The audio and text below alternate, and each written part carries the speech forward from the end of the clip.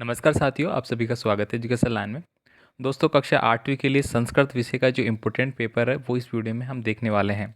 ये पेपर दोस्तों MP board के जो छात्र हैं उनके लिए इम्पोर्टेंट है। तो एमपी बोर्ड के छात्र ही इस वीडियो को देखें और अपने दोस्तों के साथ भी शेयर ज़रूर करें। साथ ही इसकी पीडीएफ फाइल है दोस्तों, आपको जल्द ही हमारे ऐप के माध्यम से मिल जाएगी। तो चलिए दोस्तों, फिलहाल मैं फिर पूरा पेपर है मैं स्टार्ट कर लेता हूँ और सभी इंपॉर्टेंट जो पर्सन है उनको हम एक एक करके देख लेते हैं, जो आपके एग्ज़ाम की दृष्टि से काफ़ी इंपॉर्टेंट है। तो यहाँ पे देखिए, पहला क्वेश्चन मैं आपको बताने वाला हूँ। यहाँ पे है ओरछा अस्थि। तो ये किसके लिए लिया गया था? ओरछा अस्थि इसमें है, ये पूछ रहा है ओरछा में है, तो इसमें क्या हो जाएगा?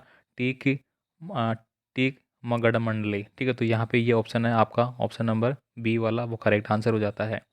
नेक्स्ट देखिए, यहाँ पे अगला है वराहमिहिर खगोल शास्त्र पठितवान।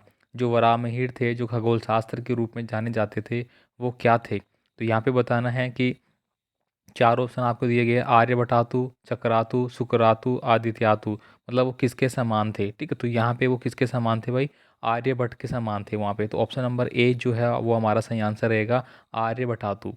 नेक्स्ट देखिए, यहाँ पे चंद्रशेखरस्य जन्म अभवत।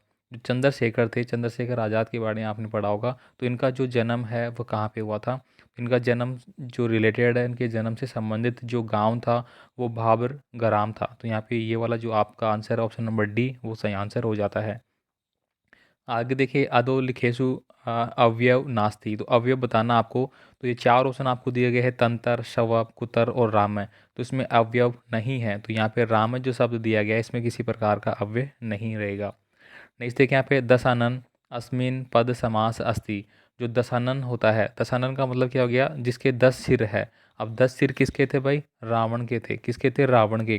तो एक अलग ही अर्थ आपका निकल रहा है दशानन।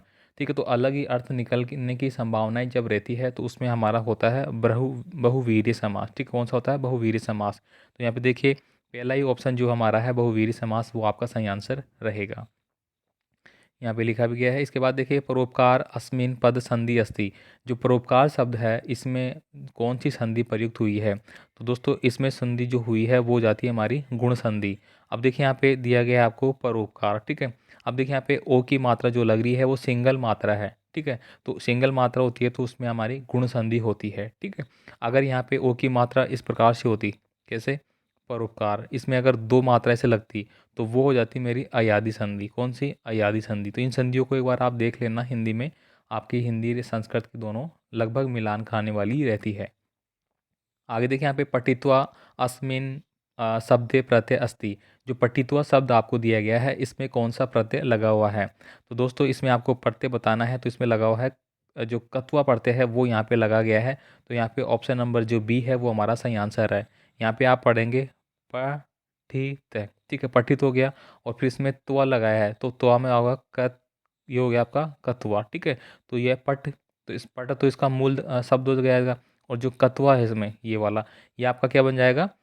प्रत्यय बन जाएगा। तो इसको जब अपन इसका पूरे को एक साथ जोड़ेंगे तो ये क्या बन जाएगा? पठित्वा बन जाएगा। कै का लोप हो जाएगा इसमें। ठीक है, तो यहाँ पे इस प्रकार से ये बन जाएगा। अब देखिए, यहाँ पे अगला है चित्रकूटे नदी प्रसिद्धा। जो चित्रकूट नदी है वो किसके लिए प्रसिद्ध है? तो कौन सी नदी है चित्रकूट के नाम से जो प्रसिद्ध है? तो वो हमारी हो जाती है मंदाकिनी। कौन सी हो जाती है? मंदाकिनी। तो ऑप्शन नंबर ये सी वाला है वो आपका सही आंसर हो जाता है। नेक्स्ट देखिए, यहाँ पे माता गुरुत्वा अस्थि। तो यहाँ पे माता गुरुत्वा अस्थि कौन है? बुद्धे हैं, भूमि है, भागिना है या पतना है? तो हम किसको बोलते हैं भाई? हमारी माता भूमि को बोलते हैं। हम किसको बोलते हैं? धरती को बोलते हैं। हम धरती लिख सकते हैं यहाँ पे, धरा लिख सकते हैं अपन यहाँ पे। वसुंधरा भी इसी का क्या है? पर्यायवाची होता है, इसलिए वसुंधरा भी अपन मान सकते हैं। तो जो भूमि है वो हमारी क्या मानी जाती है भाई? माता के समान मानी जाती है। अब देखिए, यहाँ पे अगला जो दिया गया आपको, छात्रेण अस्मिन पद विभक्ति अस्ति। जो छात्रेण आपको शब्द दिया गया है इसमें कौन सी विभक्ति का प्रयोग किया गया है? तो देखिए, आपको ये पढ़ लेना है। जैसे अपन छात्र, छात्रा, छात्रेण, छात्रस्य, छात्रे, छात्राम, छात्रो, छात्रा, छात्राएं, जो भी आपको पढ़ना है। जैसे आपने राम विभक्ति आपने पढ़ रखी है तो ये सारे आपको याद हो जाएंगे। जैसे राम रामो रामा, रामम रामो रामाम, रामेण रामण, रामव्य रामव्य, रामस्य रामया रामम। ठीक, इस प्रकार से।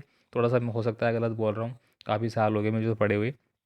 तो यहाँ पे देखिए, छात्रेण जो अस्मिन पद दिया गया है इसमें कौन सी विभक्ति हो जाएगी? तो इसमें तृतीय विभक्ति है। ठीक है, तो ये आपको याद करना है भाई, विभक्ति वाला इसको पढ़ लेना अच्छे से।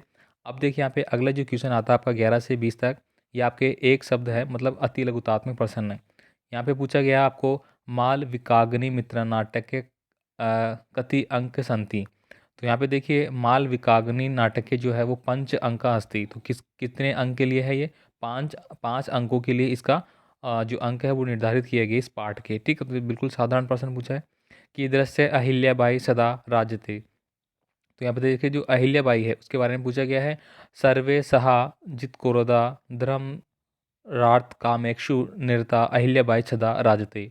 यानी कि जो अहिल्याबाई है वो सदा किसके लिए पूजी जाती है, किसके लिए याद की जाती है? तो सर्वदा किसके लिए? धर्म रक्षातु, धर्म की रक्षा के लिए है वो इनको याद किया जाता है। तो यहाँ पे ये हमारा सही आंसर हो जाता है।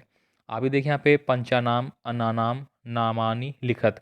तो 5 जो आपके अन्न है उनके नाम आपको यहाँ पे लिखना होगा। ठीक है, तो यहाँ पंचानाम अनानी नामानी एतैन संधि।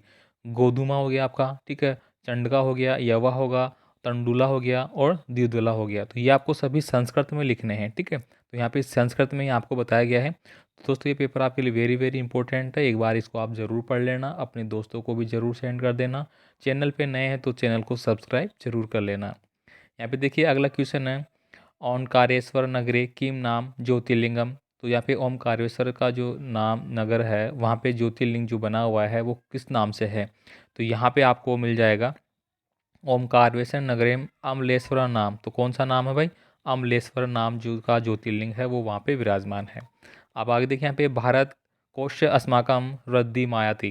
तो यहाँ पे देखिए दोस्तों भारतीय कोश व्यय तो बुद्धिमत है। तो बुद्धि के लिए है वो दोस्तों भारत का जो स्थान है वो काफ़ी इंपॉर्टेंट है। यानी कि भारत को क्या बोला जाता है? धर्म गुरु के नाम से जाना जाता है और गुरु की संज्ञा भी दी गई है, क्योंकि जो ज्ञान का आविष्कार है वो सबसे पहले भारत में हुआ था।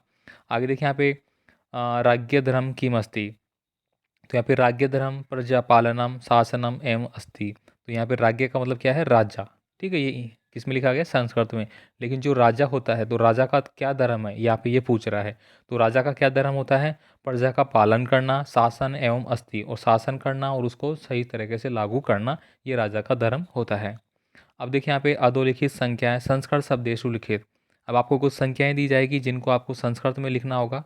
तो संख्याएं आपको लिख के याद करनी पड़ेगी भाई। ठीक है, जरूरी नहीं है कि आपको 30 ही पूछे जाए, आपको 32 भी पूछा जा सकता है एग्जाम में, इसलिए ये तो आपको थोड़ा याद करना पड़ेगा। फॉर एग्जाम्पल मैं बता रहा हूँ, यहाँ पे 30 दिया गया है तो 30 का आपने क्या लिख दिया? तिरसठ। 41 दिया गया है तो एक चतुर्थांशित लिख दिया आपने। 47 को आपने लिख दिया सप्त चतुर्थांशित। तो ये आपको थोड़ा याद करने पड़ेंगे भाई। अब देखिए यहाँ पे अधोलिखित से लट लकारस्य धातु रूपाणी लंकारे परिवर्तय। तो यहाँ पे जो आपको ये दिया गया है इनका आपको क्या करना है? धातु रूप में जो परिवर्तन है वो करके बताना है। जैसे बहुती शब्द आपको दे दिया गया है तो बहुती का क्या हो जाएगा? आपका अभवत। ठीक है, पठती का अपठत और अगच्छत का जो गच्छत है उसका अगच्छत हो जाएगा। ये आपको क्या करना है? देखिए यहाँ पे लिखा गया है ना लंकारे परिवर्तन। ठीक है, तो यहाँ पे लिंग परिवर्तन करना है, मतलब जो आपका गलत है उसको सही सही में गलत करना है। आगे देखिए यहाँ पे स्व पाठ्य पुस्तक एक श्लोक लिखत। कोई भी आपकी पाठ्य पुस्तक का आपको एक श्लोक लिखना होगा तो वो तो आपको याद कर लेना। फॉर एग्जाम्पल यहाँ पे एक लिखा गया है और बाकी और भी आप याद कर लेना, क्योंकि हो सकता है ये आपकी परीक्षा में आ जाए तो फिर आपको दूसरा लिखना पड़े। नेक्स्ट देखिए यहाँ पे सरदार सरोवर बंद काश्य नादम अस्ति। जो सरदार सरोवर बांध है वो किस नदी पे बना हुआ है? तो वो बना हुआ है किस पे? नर्मदा नदी पे। तो यहाँ पे लिखा गया आपका नर्मदान नदी के ऊपर वो बनाया हुआ है। अब देखिए यहाँ पे दीर्घ उत्तरीय प्रश्न आके आपके, तो निर्देशानुसार उत्तरायणी लिखत। यहाँ पे आपको क्या दिया गया है? एक अधोलिखित पठित नाम, यानी कि एक गद्यांश आपको दिया गया है और इसका आपको क्या करना है? संस्कृत भाषा में लिखना है इसको, संस्कृत भाषा में इसका आंसर आपको देना होगा। तो ये आप खुद से पढ़ेंगे, इसको खुद से पढ़ने की हैबिट डालिए इसको। ठीक है, कॉपी पेस्ट मत करिए, जो आप जितना आप खुद से पढ़ने की कोशिश करेंगे तो आपको अच्छे से याद होगा। अब यहाँ पे देखिए जो पहला क्वेश्चन है पर्यटका नाम चित्तकानी मोदयंती। तो देखिए पर्यटका नाम चित्त विविधवाणी पुष्पाणी मोदयंती। अब ये दोस्तों आपको कहाँ पे मिलेगा? जब आप इसको पढ़ेंगे तो आपको इसका आंसर है वो मिल जाएगा। जैसे कि पहली ही लाइन में लिखा गया, देखिए ततर विदवाणी पुष्पाणी पर्यटनाम चित्त मदयंती। ये पहली लाइन में लिख गया, इसका आंसर हमने लिख दिया। तो ऐसे ही सेकंड का आप देखेंगे केशवदास कश्य भाषा कवि अस्ति। ये आपको यहाँ पे मिल जाता है। जो भी क्वेश्चन आंसर है वो पद्यांश के आपको यहाँ पे मिल जाएंगे, गद्यांश के। ठीक है, यहाँ पे देखिए अगला क्वेश्चन है, विराजते इतर का उपसर्ग अस्ति। तो विराजते में दोस्तों विराजते, ठीक है, इस प्रकार से है।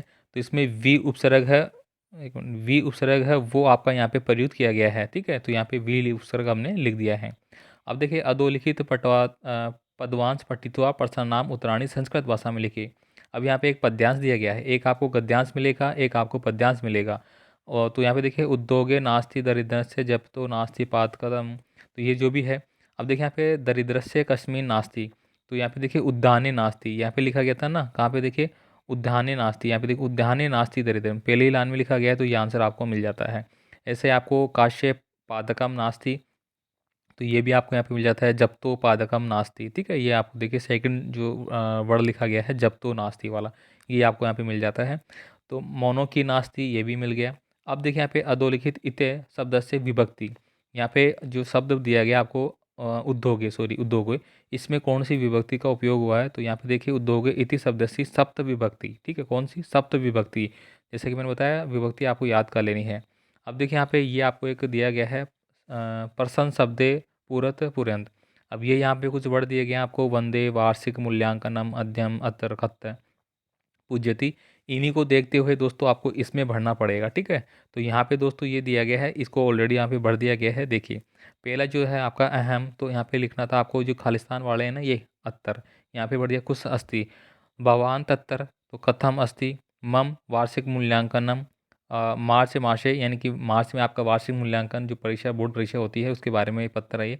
मम अध्ययनम, यहाँ पे अध्ययनम सम्यकम प्रचलित, समय के अनुसार मेरे अध्ययन चल रहा है। मातरम माते वंदे, मातरम वंदे मतलब मातरम वंदे आपको बोल दिया है, बहुधीय, खुद का नाम लिख दिया और ये खत्म कर दिया, ठीक है। अब देखिए, अधोलिखित विषयसु एकस्मिन विषय पंचवाक्येषु वाक्यान रचना करने, मतलब एक आपको निबंध लिखना होगा, ठीक है, कोई भी 5 वाक्य। आप पुस्तक पे लिख सकते हैं, उद्यानम पे लिख सकते हैं, धेनु पे लिख सकते हैं, विद्यालय पे लिख सकते हैं। तो यहाँ पे एक आपको धेनु पे लिखा हुआ मिल जाएगा। देखिए अब धेनु के लिए 5 शब्द यहाँ पे लिखे गए हैं, मतलब पूरे 5 लाइनें लिखी गई है। धेनु अस्माकतम माता अस्ति, गाय को हम अपनी माता मानते हैं। धेनु चत्वार द्वे संगे एम लोंगड़म च भवति, यानी कि 4 पैर होते हैं, 2 सींग होते हैं, ये सब कुछ आपको लिखना है। धेनूनाम विविधा वर्णा भवन्ति, धेनु तृणानि भक्षति, मतलब वो क्षमा, मतलब एक प्रकार से क्या होती है, धेनु क्षमा करने वाली होती है। तो ये पूरी लाइनें आपको लिखना है, जैसे भी आपको करना है, तो इनमें से कोई सा आप कर सकते हैं। तो ये कक्षा 8वीं के लिए संस्कृत विषय का जो इम्पोर्टेंट पेपर था वो मैंने यहाँ पे डिस्कस कर लिया। और भी पेपर होंगे आपको मिलते रहेंगे। तो मिलते हैं अगले वीडियो में, धन्यवाद।